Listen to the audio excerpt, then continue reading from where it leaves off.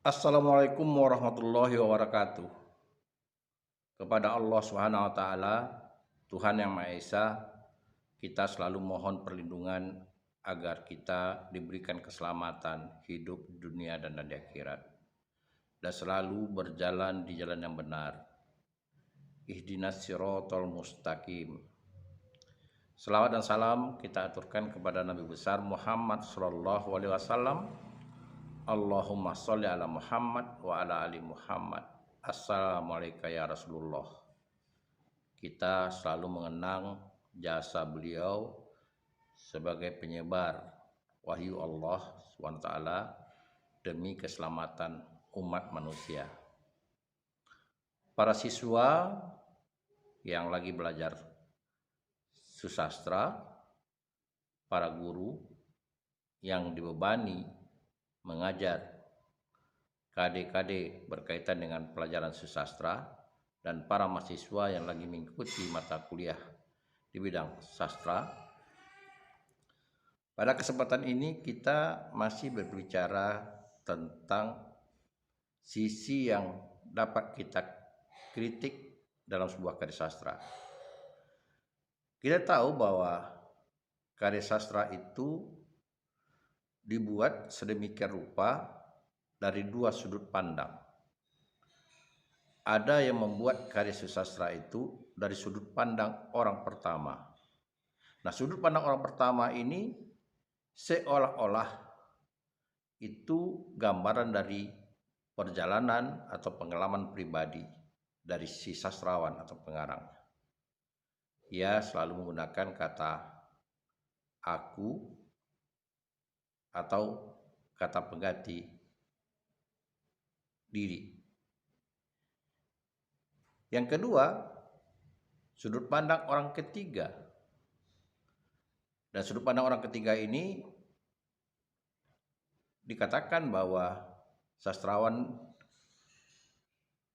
pada posisi yang dianggap serba tahu, karena ia menceritakan orang lain. Ia sendiri tidak terlibat dengan hal itu. Nah, kalau kita perjelas lagi bahwa cerita itu diperolehnya dari sumber orang ketiga, dan lalu ia paparkan seakan-akan ia menguasai peristiwa itu. Karena itu dikatakan posisinya pengarang serba tahu. Meskipun sebetulnya kita tidak bisa memastikan apakah pandangan orang pertama dan pandangan orang ketiga itu sumber ceritanya sesuai dengan apa yang saya jelaskan tadi. Bisa jadi peristiwa yang digambarkan dari sudut pandang orang pertama sebenarnya bukan pengalaman pribadi, tapi seolah-olah ia yang mengalami. Begitu ia memposisikan cerita itu di dalam kehidupannya, atau ia menjalani peristiwa-peristiwa yang ada dalam cerita itu. Begitu juga pandangan orang ketiga. Bisa jadi itu sebetulnya adalah pengalaman dari si pengarang itu sendiri. Namun ia merasa enggan mengatakan bahwa itu adalah sebetulnya pengalaman pribadi. Nah, dijadikannya sosok orang lain, gambaran orang lain.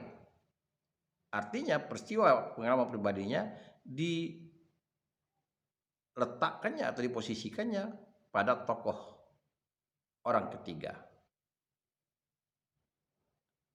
Namun demikian, mau posisinya orang pertama atau orang ketiga para sastrawan itu sebetulnya tidak jadi hal yang penting.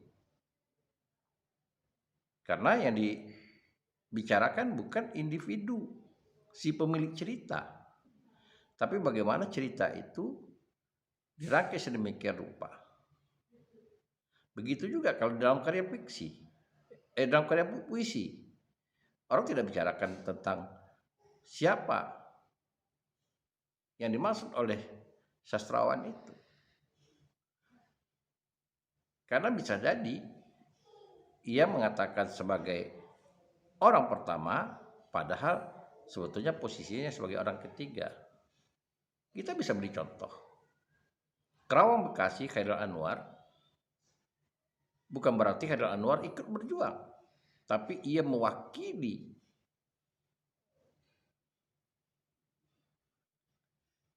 apa yang dilakukan oleh para korban, yang dilakukan oleh masyarakat, pejuang-pejuang kita dengan Deklok. Ia membaca suasana itu. Akhirnya dia mewakili dengan dia melibatkan diri.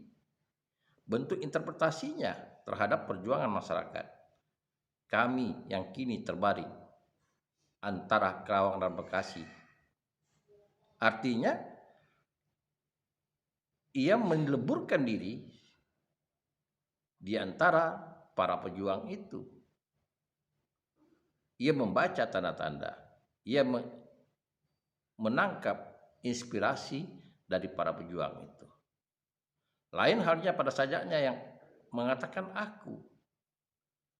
Nah, orang mengatakan bahwa aku itu adalah akunya Chairil. Karena didukung juga dengan data-data lain. Aku ini binatang jalang diperkuat dengan kepribadian Chairil, riwayat hidupnya sifat Chairil, sehingga kata aku di sana sebagai orang pertama, orang meyakini bahwa itu adalah perilakunya Chairil. Namun konsep itu, semangat itu juga dirasakan oleh orang lain. Jadi aku sebagai orang pertama sebetulnya juga mewakili aku yang lain. Orang bersetuju dengan apa yang dinyatakan oleh Chairil Anwar. Nah, ini bicara tentang sudut pandang orang pertama dan sudut pandang orang ketiga. Jadi tidak ada persoalan sebetulnya sudut pandang orang pertama kah, sudut pandang orang ketiga kah? Karena bisa jadi ini sebuah kamuflase dari sastrawan. Yang terpenting adalah bagaimana dia menghidupkan cerita, dia menghidupkan karya sastra itu, sehingga meskipun dari sudut pandang orang pertama maupun sudut pandang orang ketiga, ketika kita membaca, ketika penikmat sastra itu membaca, ia merasa terwakili, bahkan boleh lebih jauh dari itu, ia merasa terlibat dalam karya sastra itu. Saudara-saudara sekalian, lebih jauh dari itu sebetulnya ada satu hal yang sangat penting kita cermati, kita kritisi, yaitu bagaimana sastrawan menangkap peristiwa, dari sudut pandang mana ia menangkap peristiwa. Jadi bukan bagaimana sudut pandang ia menceritakan sebuah peristiwa, tapi dari sudut pandang mana ia menangkap peristiwa. Nah, di sini kita bisa melihat bahwa posisi karya sastra itu dijadikannya sebagai menyalur emosinya atau ekspresinya, atau sebagai bentuk posisi yang berbagi. Saya beri contoh begini. Pada Angkatan 66 kita tahu ada peristiwa, yaitu peristiwa gerakan yang menurunkan Orde Lama masuk ke peralihannya kepada Orde Baru. Kita tahu ada tiga tuntutan masyarakat, yaitu salah satu diantaranya adalah turunkan harga-harga. Sebetulnya itu intisarinya dari gerakan itu. Sehingga untuk mengabulkan tuntutan itu, para demonstran menganggap tidak mungkin diserahkan kepada pemerintahan Orde Lama yang menurut mereka sudah mengarah ke otoriter. Lalu ujung-ujungnya tuntutan itu mengganti pemerintahan. Kalau kita katakan misalnya tuntutan itu lalu oleh pemerintahan Orde Lama sama Soekarno, ia mengiyakan, lalu apa hasilnya? Berarti pemerintahan Orde Lama akan terus berlanjut. Tapi ini tidak. Itu sebuah tuntutan yang belum sempat dikabulkan oleh Orde Lama, akhirnya muncul surat perintah 11 Maret. Penyerahan kekuasaan dari Soekarno ke Soeharto. Dan kita mengenal pemerintahan Orde Baru. Berarti tuntutan itu ujung-ujungnya adalah mengganti pemerintahan. Karena dianggap tuntutan itu tidak mampu dikabulkan oleh pemerintahan Orde Lama. Lalu persoalannya, kita tahu HB Yasin mengatakan ada angkatan 66. Nah, peristiwa itu tentu semua sastrawan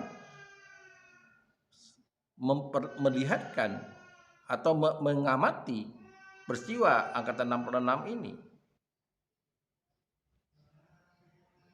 Nah, simpatisannya terhadap peristiwa itu tentu berbagai macam. Ada yang dia merasa terpesona dengan gerakan dari kami KAPI. Ada yang melihat dari gejolak, bisa jadi simpati itu datang dari para sastrawan terhadap perjuangan atau korban dari peristiwa itu. Jadi sisi mana sastrawan itu bisa memandang dan kedalamannya. Di sini kita bisa mengkritisi apakah peristiwa itu mendapat simpati pada sastrawan atau mendapat antipati, atau sastrawan merasa bukan bagian yang terlibat, ia melihat sesuatu sebagai tontonan dari peristiwa yang ada di muka atau di hadapannya.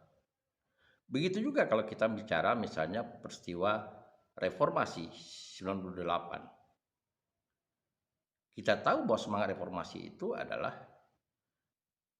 mengkritisi pemerintahan Soeharto, Orde Baru, dan menuntut adanya reformasi dari masyarakat dan para tokoh-tokoh untuk semua lini yang menurut mereka sudah mengarah ke pemerintahan yang otoriter juga seperti Orde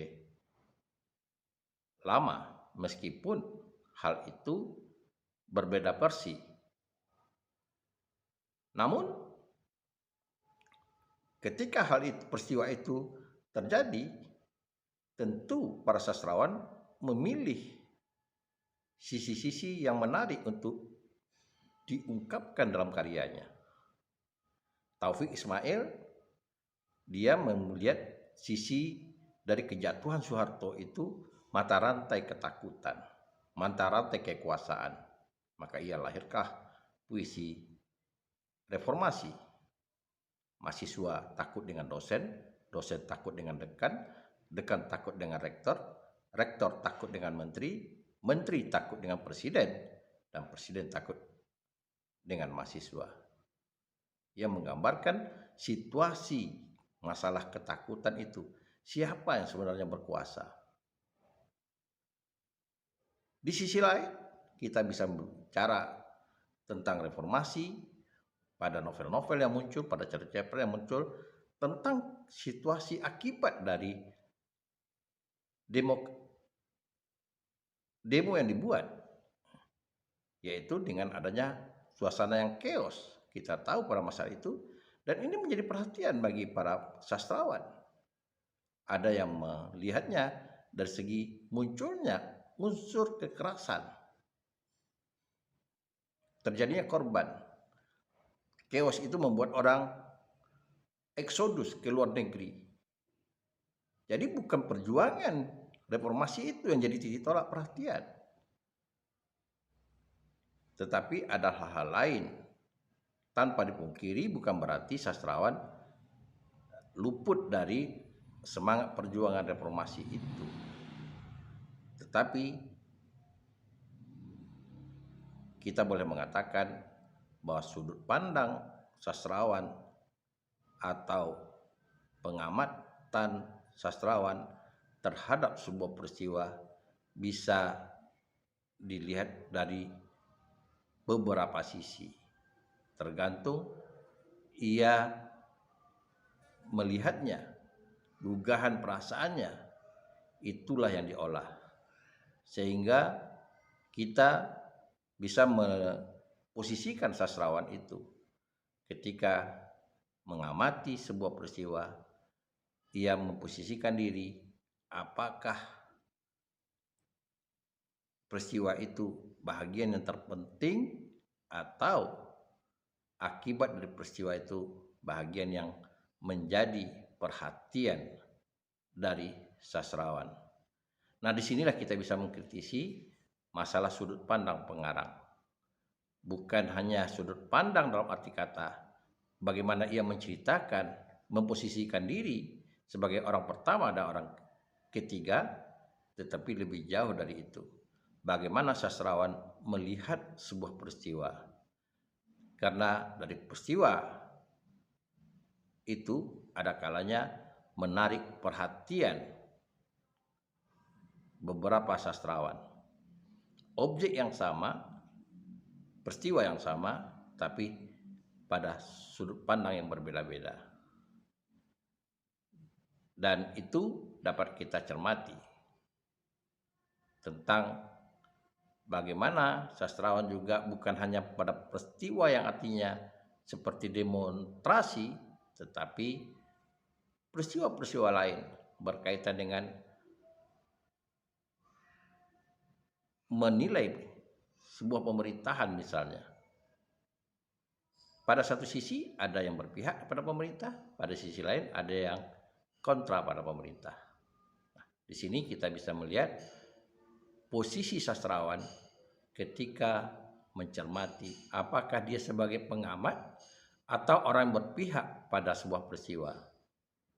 Semoga sudut pandang sastrawan ini bisa melengkapi kritik sastra kita terhadap objek yang dijadikan sebagai inspirasi dalam berkarya bagi para sastrawan.